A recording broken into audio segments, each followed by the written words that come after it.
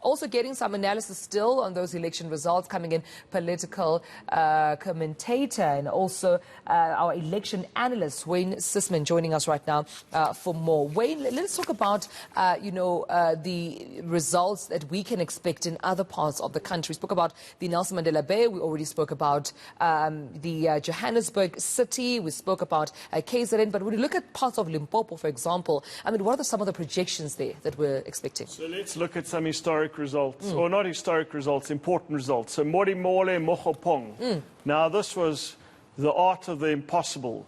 Modimolle Mokgopong is in the Waterberg region of Limpopo, famous for its many nature reserves, famous for its biltong, etc. Basically what we see over there is in between 2016 and 2021, I spoke about the art of the impossible. The Democratic Alliance, the Freedom Front and the EFF form a government outside support of the EFF, and that remains intact for the last 5 years. Now remember, Modimolle is historically one of the most conservative parts of the country. The apartheid president, J.G. Strydom, comes from there, and it's the place which gave us Buti Manamele, one of the most radical politicians in South Africa. Fascinating. But these different parties come together and form a coalition. Now, was that coalition going to hold? We look at the results, and it's a hung council. What does this mean? The ANC won 50% of the seats.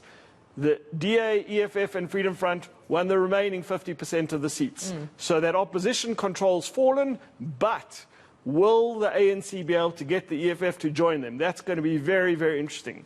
But across the country, you've just been in the northwest. Let's go to Lekwa Tiamani, Christiana, near the Bloemhof Dam, one of the maize belts of South Africa.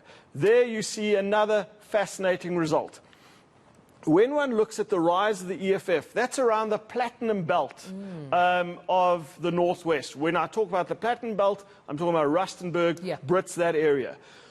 The further we go westward, the further we go towards the Northern Cape, that's where Christiana is. As I said, the Bloemhof Dam.